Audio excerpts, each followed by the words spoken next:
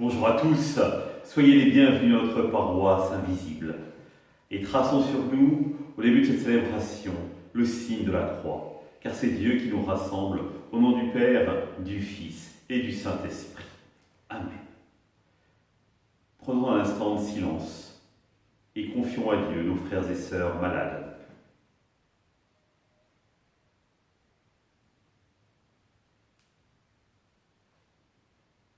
Confions les soignants, ceux qui prennent soin, qui travaillent pour le bien commun.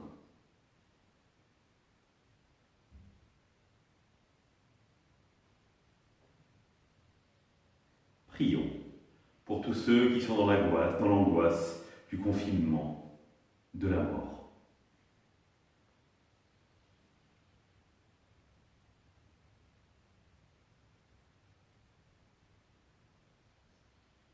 Et pour manifester votre présence, que nous sommes tous rassemblés, je vais maintenant allumer ce cierge, le cierge pascal.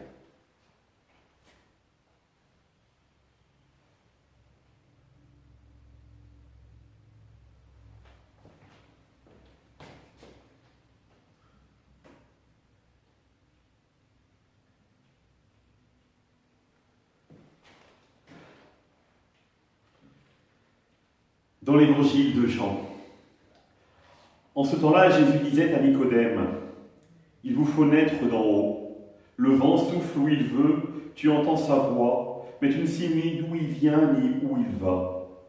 Il en est ainsi pour qui est né du souffle de l'Esprit. » Nicodème reprit, « Comment cela peut-il se faire ?» Jésus lui répondit, « Tu es un maître qui enseigne Israël et tu ne connais pas ces choses-là. Amen, amen, je te le dis, nous parlons de ce que nous savons. Nous témoignons de ce que nous avons vu, et vous ne recevez pas notre témoignage. Si vous ne croyez pas lorsque je vous parle des choses de la terre, comment croirez-vous quand je vous parlerai des choses du ciel? Car nul n'est monté au ciel, sinon celui qui est descendu du ciel, le Fils de l'homme. De même que le serpent de bronze fut élevé par Moïse dans le désert, ainsi faut-il que le Fils de l'homme soit élevé, afin qu'en lui tout homme qui croit et la vie éternelle. Acclamons la parole de Dieu. Louange à toi, Seigneur Jésus. Le pauvre Nicodème, il continue à s'enfoncer avec Jésus et il pose des questions. Et Jésus lui montre que ces questions ne sont pas à propos. Il insiste sur le comment. Et d'ailleurs, nous nous retrouvons certainement dans cette mentalité qui est notre mentalité occidentale aujourd'hui.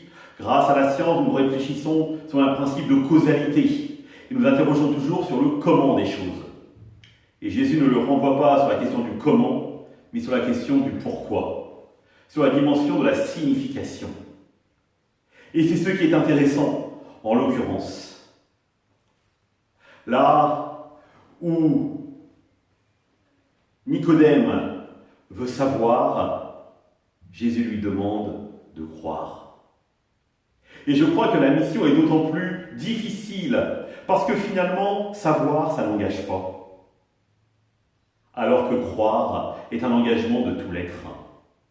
Et Jésus invite Nicodème à dépasser ce stade de la connaissance pour rentrer dans le stade de la foi. Et c'est à nous qu'il propose ça aujourd'hui. C'est nous, Nicodème, chacun d'entre nous. Alors oui, si nous nous mettons véritablement à écouter Jésus, si nous commençons à ouvrir les yeux sur ce qu'il est, sur ce qu'il fait, alors nous découvrirons les œuvres de Dieu. Alors nous serons capables finalement de mettre notre confiance véritablement dans le Christ. Parce que c'est en le voyant agir dans l'ordinaire de la vie à travers l'Évangile que nous pourrons découvrir les réalités du ciel. De quelle réalité parle-t-il? Oh, tout simplement d'une réalité à laquelle nous aspirons tous, l'amour.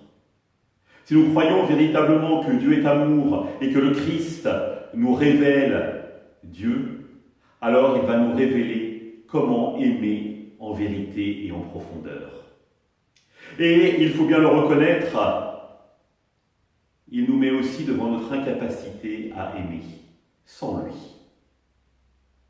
Oui, c'est avec lui et par lui que l'amour devient véritablement possible. Et donc, nous le voyons bien, ce n'est pas une dimension intellectuelle, c'est un engagement de toute notre personne, de tout notre être, qui nous est demandé. Et c'est pour ça que pour Nicodème, c'est compliqué. Et c'est pour ça que pour chacun d'entre nous, c'est compliqué.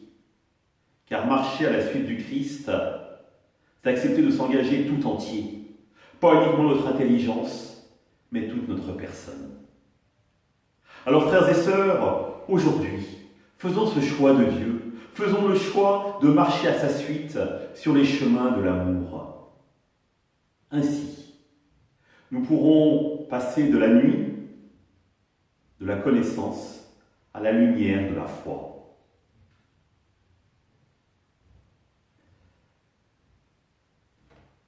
Quelques petites annonces. Avant les petites annonces, nous allons prier ensemble le Notre Père. Notre Père, qui es aux cieux, que ton nom soit sanctifié, que ton règne vienne, que ta volonté soit faite sur la terre comme au ciel. Donne-nous aujourd'hui notre pain de ce jour. Pardonne-nous nos offenses, comme nous pardonnons aussi à ceux qui nous ont offensés. Et ne nous laisse pas entrer en tentation, mais délivre-nous du mal. Amen. Et que le Seigneur nous bénisse, nous accompagne tout au long de notre soirée et nous garde dans la paix, au nom du Père, du Fils et du Saint-Esprit. Amen. Frères et sœurs, je ne sais pas si vous vous rappelez, mais samedi, je vous avais posé une petite colle. Pourquoi y avait-il 353 poissons dans la pêche miraculeuse dans l'évangile de Jean après la résurrection? Et quelle a été l'interprétation qu'en donnait saint Augustin? Alors, je suis sûr que vous avez tous cogité, réfléchi, fait des maths un peu, et vous avez tout de suite réalisé que 153, c'est quoi? C'est la somme des chiffres de 1 à 17, des nombres. C'est-à-dire que si vous additionnez 1 plus 2 plus 3 plus 4 plus 5 plus 6, etc. jusqu'à 17, vous arrivez à 153. Facile à trouver. Et donc 17, saint Augustin va dire, il y a 17 peuples qui sont nommés dans les actes des apôtres, qui viennent au moment du discours pour la Pentecôte. Rappelez-vous, Parthes, Mèdes, habitants de la Phrygie, de la Pamphylie, du pont de Leucin, etc. 17 peuples qui représentent finalement pour saint Augustin la totalité. Première explication. Deuxième explication qu'il donne, 17 c'est quoi? C'est 10 plus 7. 10, les 10 commandements de la loi, plus les 7 dons d'esprit. Et donc il dit que cette pêche miraculeuse représente l'union de l'Ancien et du Nouveau Testament. Donc finalement, l'ancienne alliance et la nouvelle alliance. Voilà.